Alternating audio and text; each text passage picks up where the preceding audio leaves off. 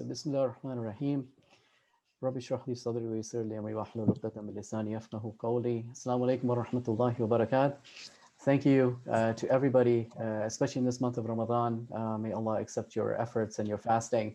Thank you so much for joining us for this exciting moment for us, really, this virtual open house to introduce the ARC Academy or reintroduce the ARC Academy, because I think some of you may already be familiar with our initiative. So inshallah, we'll go ahead and just walk through the presentation. I'll just request everybody to please be on mute. And if you have any questions, please just hold it until the end, and we'll be able to address it. I think we'll have enough time, inshallah, for Q&A. So first, I wanted to introduce who the individuals that are on this call. This is myself, for those that don't know me, Brother Samir, and I'm one of the directors at the ARC Institute. We also have Brother Wajahat, Sister Zishan, and we have Sister Sukaina Jan Muhammad, who is our pre-K teacher. All of us, again, this is really part of a subset, really, of the leadership team, because we've got an extended leadership in New York. Brother Akil Unya is also on, but this specifically is related to the ARC Academy. So these are the individuals that are associated with it at this point. Our agenda is pretty simple today. Inshallah, we'll go through the timeline and our launch plan. We'll go through our curriculum and get into some of the details, and then talk about general information. And then finally, registration and any next steps.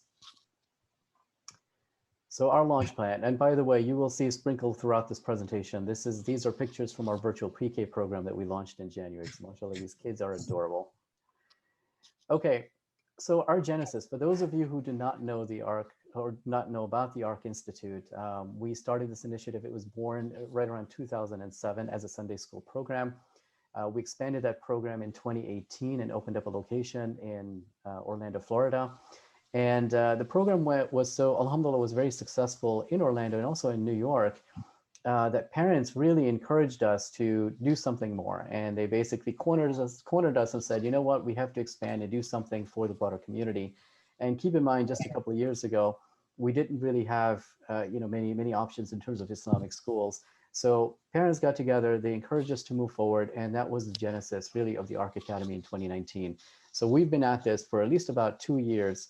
And shortly after that meeting with parents in 2019, late 2019, we purchased 2 acres of land. So alhamdulillah, with support from the entire community, we were able to acquire 2 acres of land right off of Ronald Reagan, and where you have Cadence Park. I'll show you the map for those of you that are familiar with the Florida area. So we were able to acquire that, and we've been working on permitting. But unfortunately, we bought the land, we secured those 2 parcels in December, and then of course COVID hit shortly after, a couple of months later. So our goal initially was to launch last year in August, but because of COVID, we really got delayed. But during that delay period, alhamdulillah, we spent a lot of time in research and development. And I think you'll kind of see that throughout the presentation. Our focus was to make sure that we evaluated, various schools, various curricula, look around the world to really see what's working well for everybody and what do we need to do a little bit differently, if anything at all, just to validate our approach. And that's really what all of this is rooted in. So we spent a lot of time preparing our curriculum, our permitting, our site plan. And to avoid further delay, we launched a virtual pre-K program in January of this year. Alhamdulillah, that went very, very successful, and lots of great feedback from parents. So we're looking to build on that. And we had to go virtual, obviously, due to COVID. But we're excited to announce that we did receive our construction permit, and we're ready to go live, inshallah, in August. So I'll share more details there. But we are going live with pre-K through 1. We're considering grade 2 at this point, so that's still kind of TBD. And we will be sharing information if we're able to accommodate that. But also, we presented, about 2 years ago, we talked about a homeschool co-op program that is still on our roadmap, and we're looking at timing. We have to look at scheduling and timing. So inshallah, we will be sharing more details with you as that becomes available. But we just wanted to take this moment to really thank everybody for really the support to help us get here. It's been a long journey, and I can't believe it. 2 years later, we're finally at this point where we can get ready for launch. So the location, most of you that are familiar, at least with the Orlando area, you can see this is North Ronald Reagan Boulevard. This is where you have Cadence Park Homes. So you'll notice that, where you've got the entrance here to Cadence Park all the way at the back. This is the area that we own. It's really this sideways T-shaped here. And this is 1 acre, and this is 1 acre over here. We raised about $400,000 last year to purchase this lot. And alhamdulillah, we're happy to announce that we also repaid loans. So any loans that we've taken out, we were able to repay. Our construction phase one, we're looking to build 1 to 2 modular units. And then it's part of phase two, we're going to build out a total of 8 units. So the capacity is roughly about 120 to 160 students that we'll be able to hold.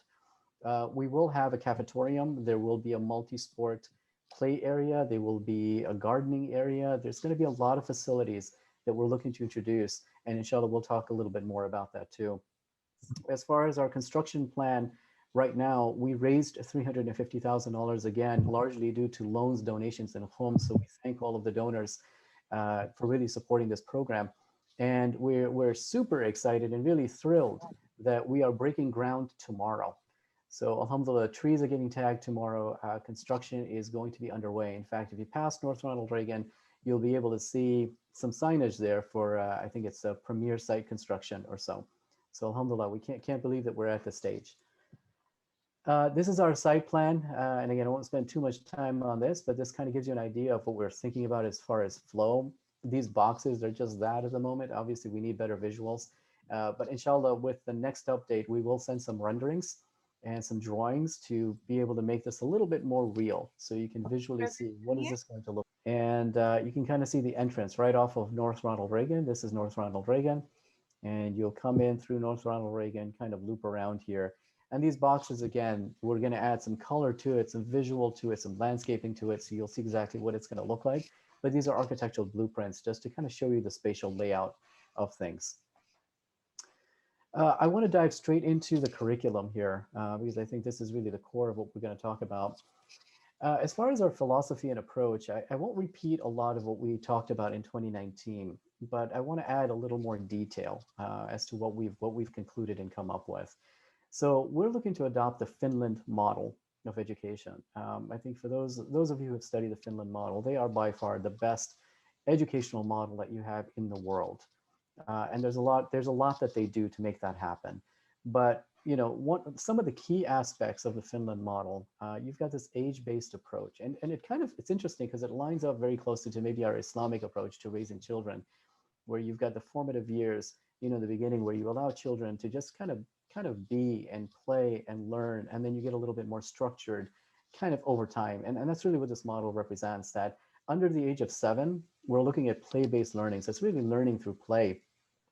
Now, the main difference is that this is teacher-led play and not child-led play. So Montessori schools, they usually implement, and again, it varies, they could be hybrids here, but they usually implement child-led play, you know, allow the child to kind of gravitate towards their area of interest and build mastery and build competency in that. Whereas teacher-led play is a little bit more prescriptive, a little more well-rounded, so that the child does get access and get exposure to a lot of different subjects in the core subjects, kind of with equal focus. And over the age of 7, you've got a little more structured learning. So by the time you get to 1st grade, that's more of a transition year where there's a little bit of play and there's also a structured component to it. And by the time you get to 16 or so, that's when you have project-based exercises. Now, this program is also mastery-based. So before you advance a child from one grade level to the next, you want to ensure that they do have mastery over that subject or that topic. One other core area here is that the standard that we're using is not necessarily the Florida standard or the Common Core. Every state has their own standards in terms of, you know, where that education level should be. And of course, Common Core was introduced to try to unify or build some semblance of consistency across the different states. But many states have actually opted out of Common Core for various reasons. And you can YouTube it and you'll probably find, you know, our arguments pro and con.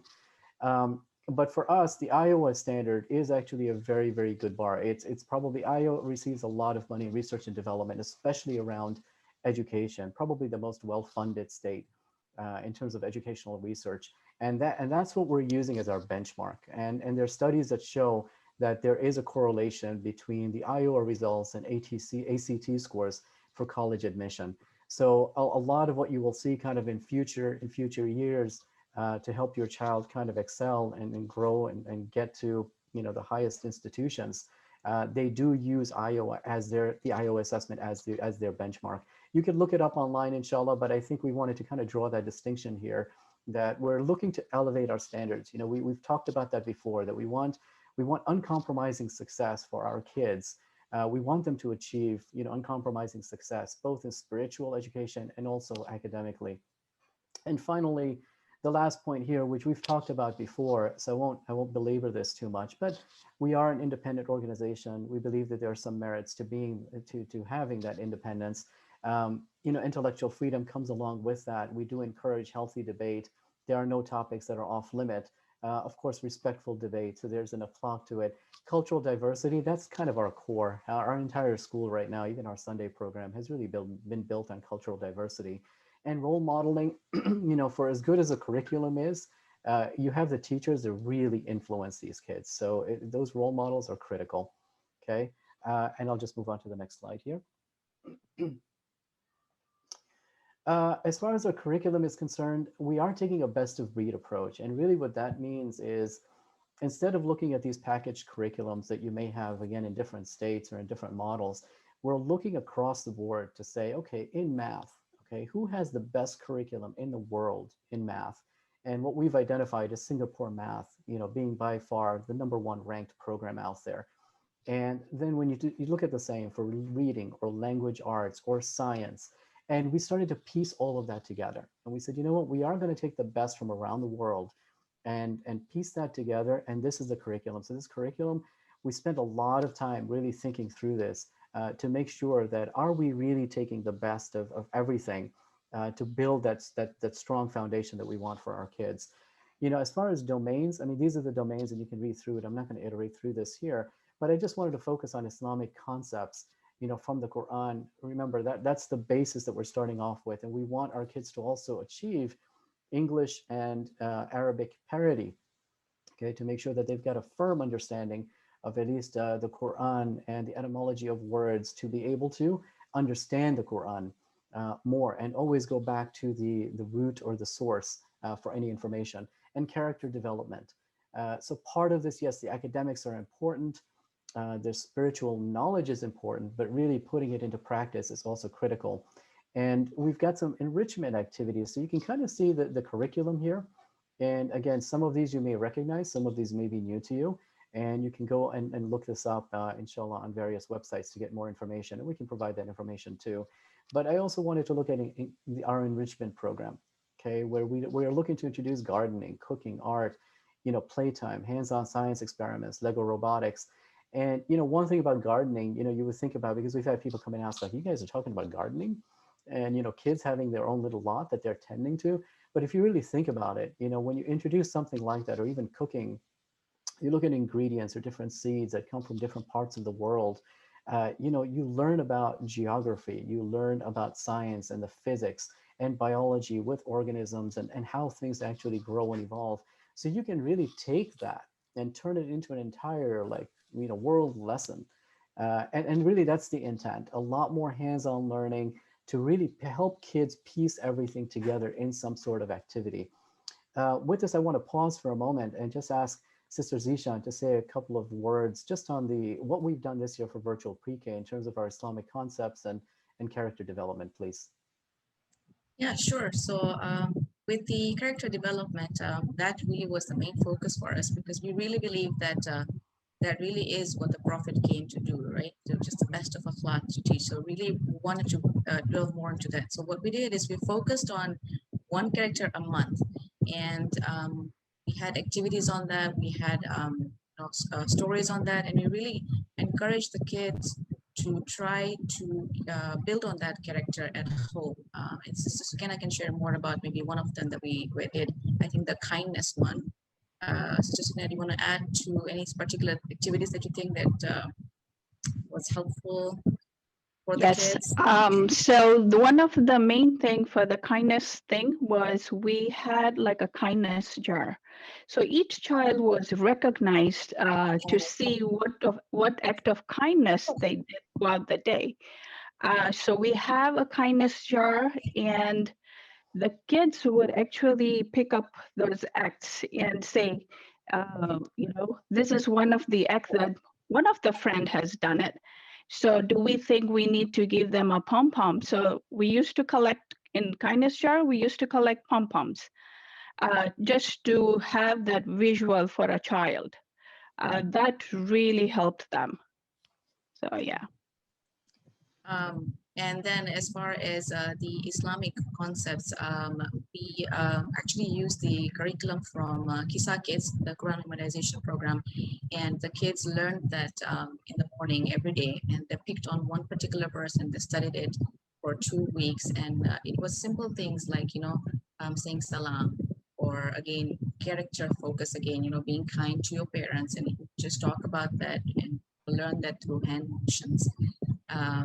And really try to see, provide where they can actually apply this Quranic concept. So that was kind of the focus. Yep. Alhamdulillah, Asant, thank you so much. Dr. Mir, can I say a few words on this slide? Absolutely, yeah, please. Sure. So one of the thoughts that went behind the enrichment and the curriculum that may not be obvious from just looking at a slide was the lack of screen time.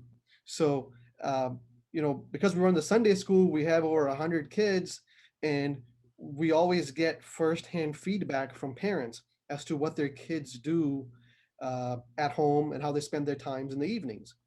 And one of the things that we constantly heard was our kids are glued to the screen, whether it's their phones, whether it's their video games, whatever it might be. And the general trend in public schools and charter schools and even other private schools is to integrate more apps and to integrate more screen time even in the classroom. We've taken almost the opposite approach. All of our enrichment activities make sure that there is no screen time. Whether you're outside gardening and you're learning how to grow plants and how to take care of plants, or whether it's cooking and you're learning how to measure things, whether it's weight or volume or where the ingredients come from, or the history or the geography of these foods, or the language or the art, or the team sports. There's a theme that ties all these together, which is no screen time. And that's, again, based on the feedback that we were getting from the parents. Parents felt like their kids get plenty of screen time at home. School should be for things that are different. So that's my point on that slide. No, thank you so much, Brother Ojad. That was great. On this side, we decided to break up the subject into 3 main categories. You've got the required subjects, we've got the integrated subjects, and we've got our electives. The core subjects are required to be undertaken by every student. Progression is mastery-based, not necessarily grade or age-based. This means a first grader could be working on second grade math while still mastering first grade language skills. So it gives them the ability to progress at their own pace. Skipping down to the Quranic Arabic section under the required column, our aim here is to achieve English and Quranic Arabic parity. So basically, as students learn to read English letters, they also learn Arabic letters. And as they learn to write English letters, they also learn Arabic script, and so on. So proficiency is really built on both of those languages, kind of in parallel. Integrated subjects are fused seamlessly into a student's daily activities. These concepts that you see listed here don't necessarily have a specific time associated with them. So you take an example like a guide, students will learn to see God in everything, in every activity that they perform throughout the day. Or take akhlaq, for instance. The best way to represent that is through role modeling and behavior. So the teacher would demonstrate that through their own behavior. Or at the same time as students engage in activities and perhaps a conflict arises, this is where the teacher would intervene and help the child or help those kids through conflict resolution using Quran and Hadith or morals that are taught to us by the Ahlul Bayt. The rules of ahkam throughout the day, an example might be hygiene and just encouraging proper hygiene. And then you get into the daily prayers and supplications. So think about lunchtime where students would be reciting Bismillah before they start a meal, and at the conclusion, reciting Alhamdulillah. for significant people and events in Islam. They can be represented through arts and crafts, plays, or even presentations. And finally, you get to the elective courses, which are optional. And these subjects are really geared towards experiential learning. So take gardening, for instance. Gardening reinforces our interdependence with nature when it comes to food, earth, water, weather. It's really an opportunity to reflect on Quranic verses. You look at cooking. For younger students, they have an opportunity to develop motor skills. For older students, it's a multidisciplinary approach to math, science, history, geography, language, and even culture. Art, it's another form of creative expression. Science experiments, it's a chance to engage multiple senses and solidify a concept learned in a textbook. Lego robotics, it's early exposure to science and engineering. Personal fitness, students will participate in the Presidential Youth Fitness Program. And when it comes to team sports provide an opportunity to develop higher levels of cognitive skills, such as planning, strategy, and coordination.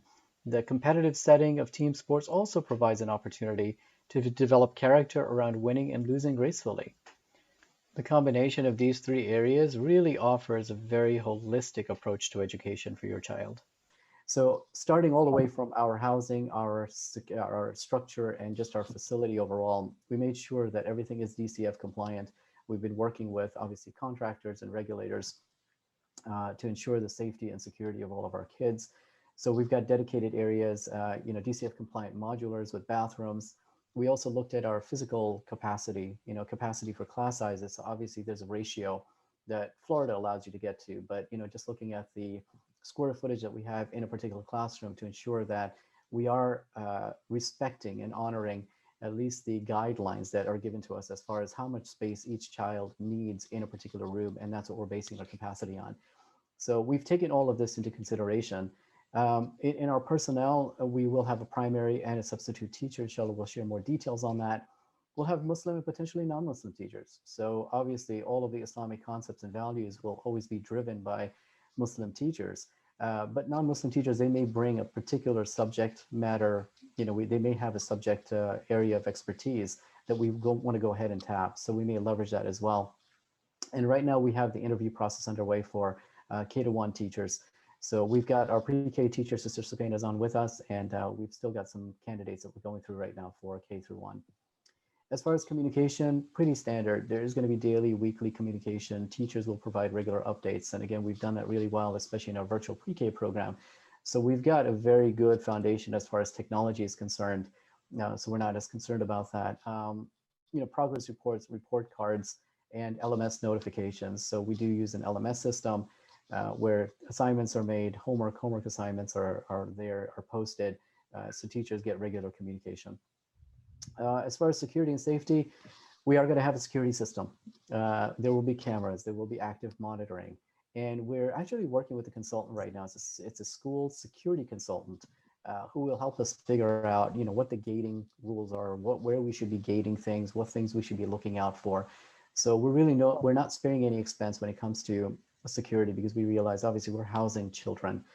In fact, right now in the current structure that we have, we gutted all of the walls and we're going through and kind of rebuilding things just to make sure that structurally and the integrity of the place, is where we need it to be. And there will be an emergency contact list. So in case a child does get sick and we need to notify somebody, the same protocols that we generally have at a regular school, we are looking to apply here. Pick up and drop off again, security measures, identification, vehicle tags. You'll have cameras that can read license plates that can be shared with authorities.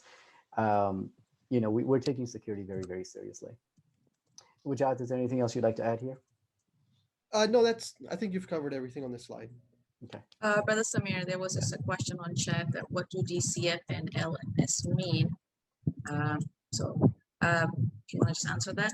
Yeah, absolutely. So DCF is a Department of Children and Families. And so whenever you're running any kind of a preschool to pre-K program, they have certain guidelines that you have to meet, even in terms of the layout of your building, the accessibility of bathrooms, the amount of space, kids require, each child requires, and that varies based on age as they get older. LMS is a learning management system. So many of you are probably familiar with either Radix, Blackboard, Google, Google Classroom. It's just really the tools that teachers use online to manage classroom, classwork, report on grading, things like that. I hope that answers it. Okay. Yep. Okay. So as far as next steps here, okay, so inshallah, we have registration. The registration will be open today, so please allow maybe another couple of hours, inshallah, we will have registration open. We're going to take a and you can go to the arcacademy.org. So once you're there, you can go to enroll now, and inshallah, you'll be able to access the registration form. So our target student ratio, you can kind of see what we have in these classes.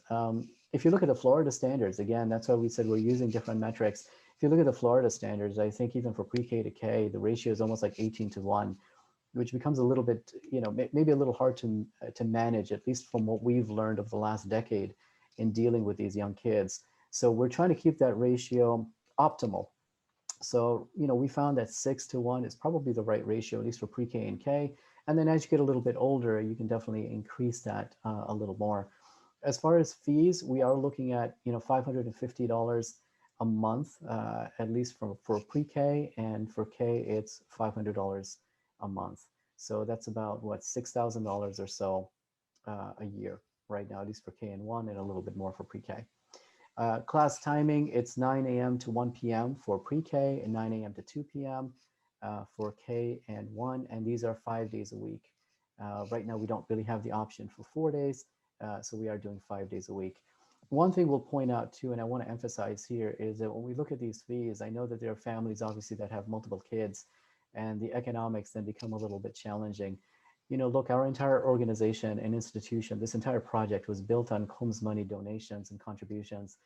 Our goal is to try to subsidize as much as we can and to lower the cost as much as we can, at least over time. So our intent is not to raise fees, it's actually to reduce it. And inshallah, once we fulfill at least our loan obligations and we get the infrastructure in place, hopefully we'll be able to realize that. We want to make sure that the school is accessible to everybody. And so with that, I'll say that if you do need financial assistance, we'll definitely try our best to work with you to see what we can do to reach some kind of a compromise to make it work. We don't want finances to prevent you from attending the school, but obviously we do have our own limitations as well, but you have our commitment that we're going to do our best to work with you. And I think that is our last slide. I'll just add here, a presentation would never be complete unless you have a funding slide. So for a nonprofit organization. So as I said, alhamdulillah, we've been blessed that we get some great support in terms of loans that we received to really get through this construction phase. But we do ask that if there's anything that you can help kind of contribute to this project, it would be greatly appreciated. And again, that would help us really subsidize the costs even more to bring the costs down so that more and more students could take advantage of this. So I'll pause there. It's about 1:02. That gives us about 15 minutes, 10 to 15 minutes for questions. So Hassan, thank you so much for taking the time to listen. And we'll open it up to the floor for any questions. So I think we already have 2 questions on the chat, Brother Samir. Okay. The first question was about the options for 3rd grade. Okay. So we'll address that. So 3rd grade, inshallah, not this year. And that's a great question, by the way. And I think I kind of glossed over it a little bit in our timeline slide. What we're looking to do is right now, pre-K through 1, potentially 2, that's still TBD right now, but we should know shortly. And as far as 3rd grade, yes, every year from this point, we will be adding grades. Inshallah, our plan for next year might be 3rd and 4th grade, or 3rd, 4th, and 5th grade to really expand it. And our target may be anywhere from getting up to 5th grade all the way maybe to even 8th grade. So that's really what we're looking at. So yes, we're not, anybody who joins the program now, we will ensure that there's continuity in the years to come and that they won't just join and then all of a sudden, we won't have a class for them to continue to. So our goal is really to expand into that elementary and into that middle school as well. And that was also the next question, which hopefully that got answered, was when was the anticipated rollout for grades 2? So that again will be inshallah next year.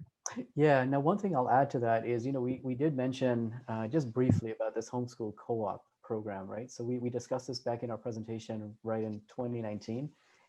That's something that we may introduce sooner.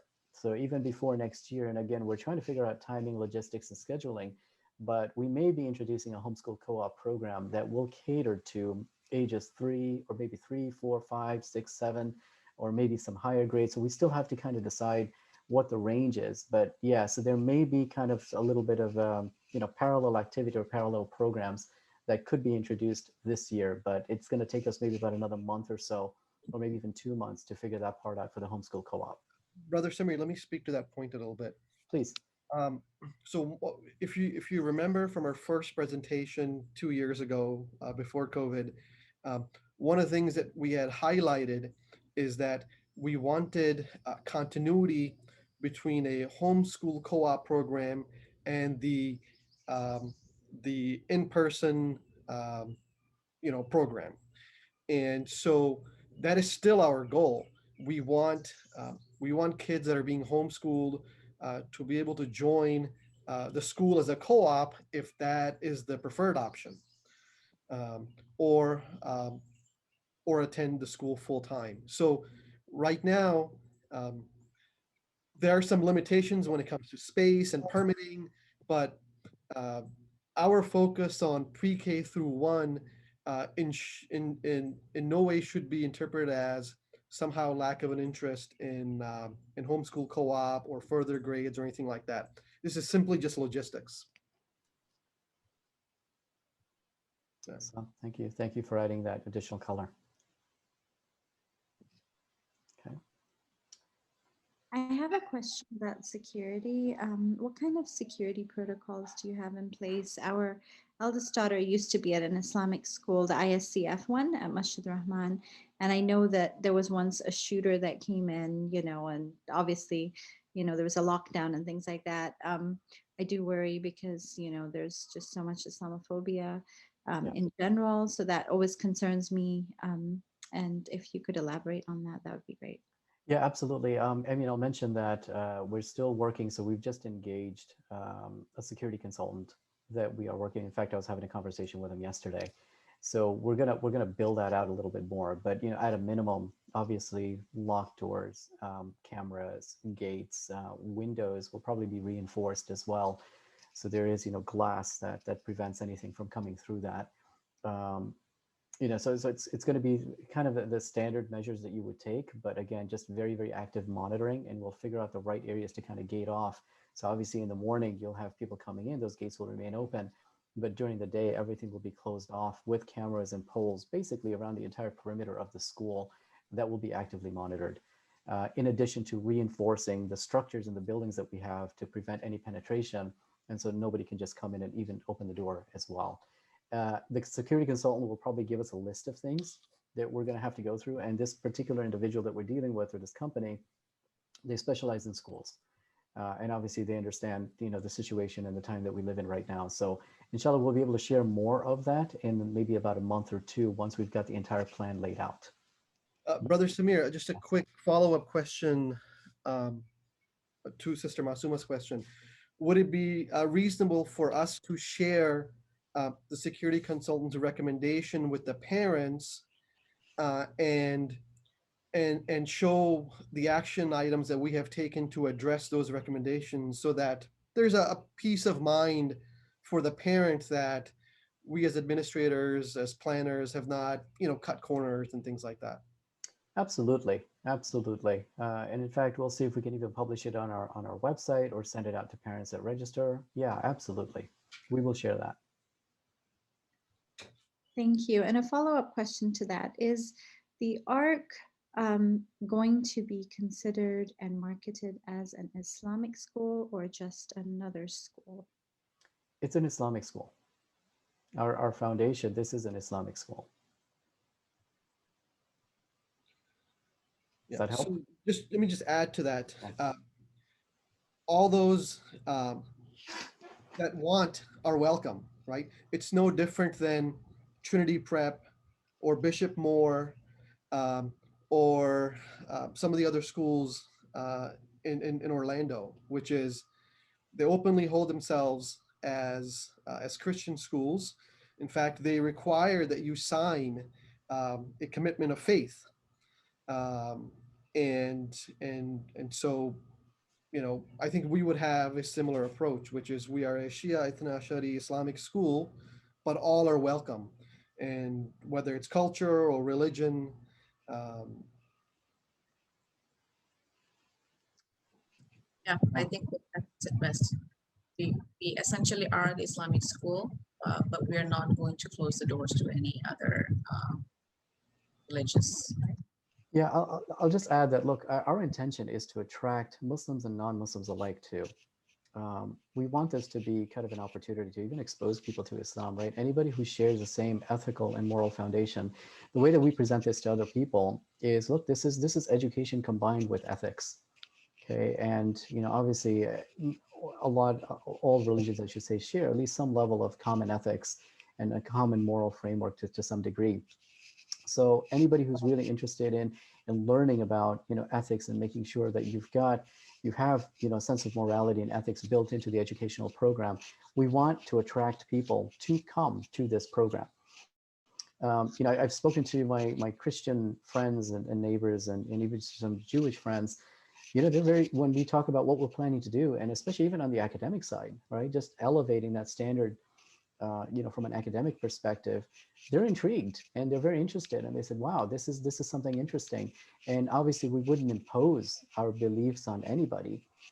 So that's not the intent here. That's why you don't have like dedicated Islamic classes, but yes, in circle time, during conversations, yes, God will be mentioned. We will honor holidays. We will honor, major events and share the history behind them. But it's not some kind of an imposition where, okay, everybody then has to go and, pray. Those non-Muslims or whoever else participates have to do certain acts. We will accommodate, their needs, but we will continue on with our program to really show the value of what we have, what Islam has to offer. Brother Samir, Yes, I would like to make a comment here. please. Actually, I want to stress and second on what you said and Brother Sayyid Rizvi and Sister Zishan said. This is the way and method we at the Hawza Seminary with the religious authority, we do exactly. And we encourage you to do so. We are open. It is not just Islamic school limited to ourselves, and we isolate ourselves from others. This is definitely doesn't work with our system. Our Shia Ithna Ashari school of thought system is open. We work on our religious identity.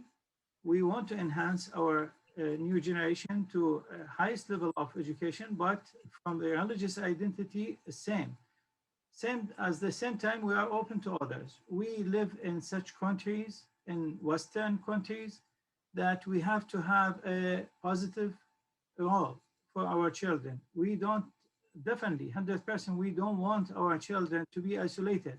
So having an Islamic school, it doesn't mean we close the door and say nothing, there's no opportunity for others to join us. No, we are open. Our religion is open.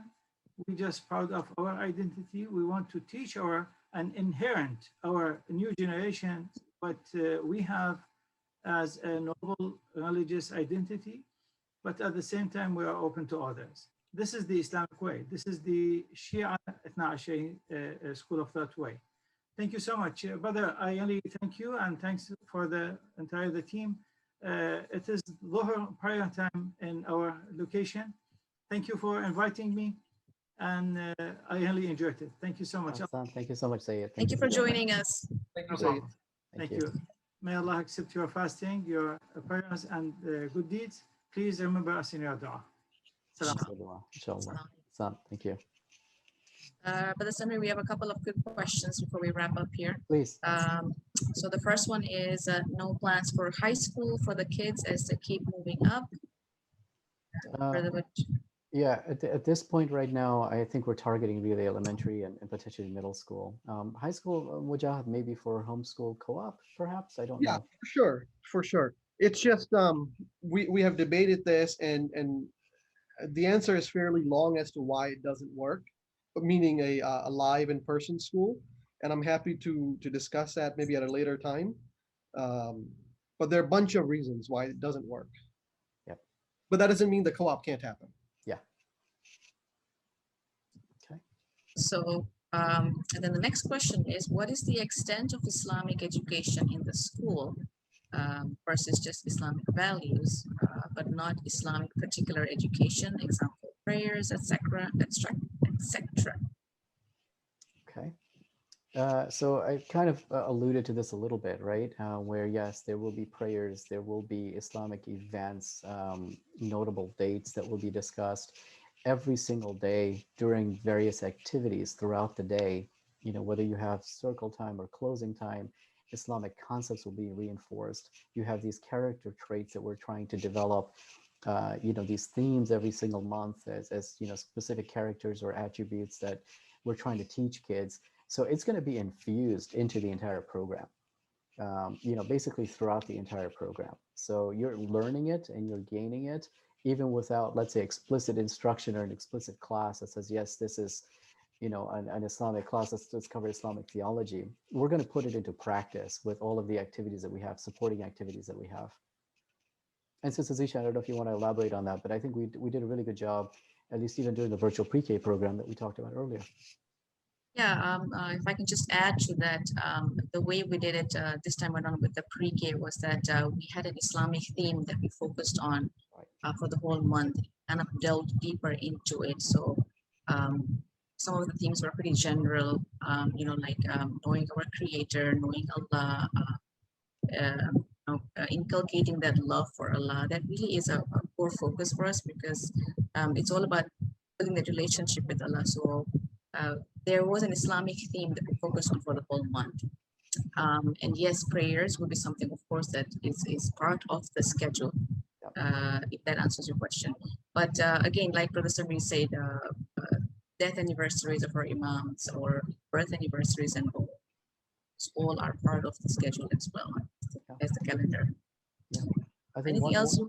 one more thing I'll add to it is, you know, we kind of touched on this too, but Quranic Arabic. Okay, so just offering those programs just around Quran, Arabic, letter recognition, word recognition, you know, so that at least as the child gets older, they can read the Quran and at least have some level of understanding of what they're reading. That's going to be a big priority for us too. And there are verses to memorize, there are verses that are discussed. So Quran really underpins everything that we're doing here. Yeah, and to the schedule too, like Islamic studies will be a subject, if that helps clarify. Yep. Okay, so and I think that is it. I don't see any more questions. Brother, can you go back just a couple of slides? Sure. Just doing a time check here. We're at like 1:15. One forward, please. One forward. One more. There you go. Could you just sort of explain that vision statement and why some of it is underlined? I feel like maybe we need to end with that. Yeah, I think that's great. And Wajad, I'll ask you to elaborate on it because you helped define it. Let's go to the source.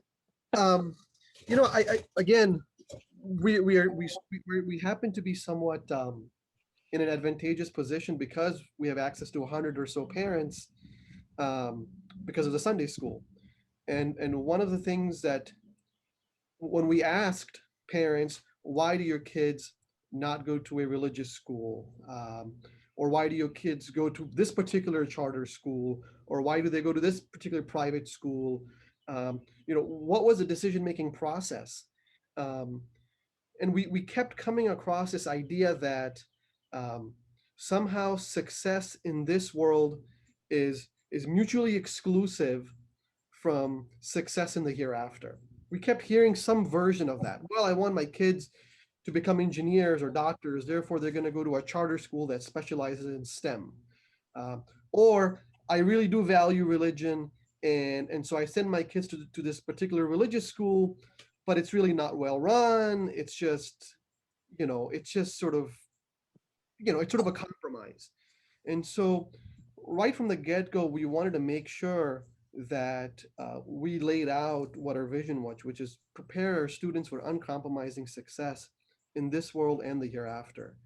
We feel like for whatever reason, cultural reasons, historical reasons, that there has been this false dilemma, this false choice that you have to pick between one or the other. And we want to shatter that concept from the beginning. Son, very well articulated. Thank you. So we're at roughly around 1:20 right now. We really appreciate, we want to respect everybody's time. We'll close inshallah with a dua. Oh, Brother Samir, Yeah. sorry, before you do that, just No one worries. more question that came Okay, in no chat. problem. So inshallah, Sure. we can just answer that real quick.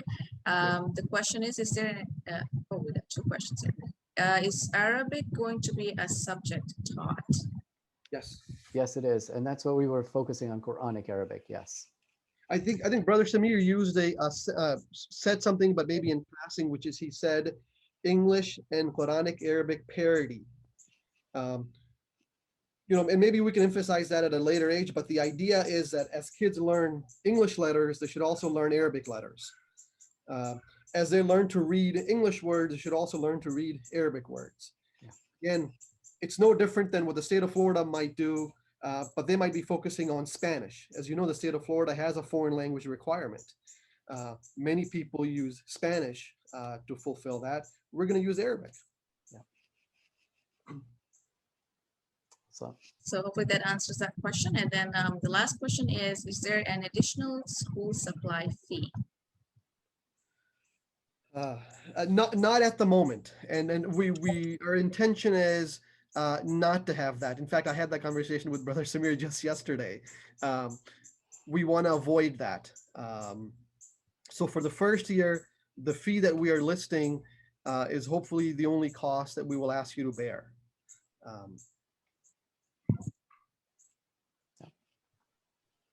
Right, and I think that's all the questions we have for now. Hassan, thank you. Thank you to everybody for participating, for joining this program, and also for all the support that you've given us over the last couple of years. Again, we're truly excited and blessed to be in this position, inshallah, to launch this August. So stay tuned. We'll be sending out more communication, inshallah, as the building progresses. And registration, as I mentioned, will open up later this evening. And inshallah, we look forward to working with you. We'll close, inshallah, with a dua. Bismillah ar-Rahman ar-Rahim. ربنا آتنا من لدنك رحمة وهيئ لنا من أمرنا رشدا. السلام عليكم ورحمة الله وبركاته. Hassan. Assalamu alaikum. Salam. Thank you. Thank you.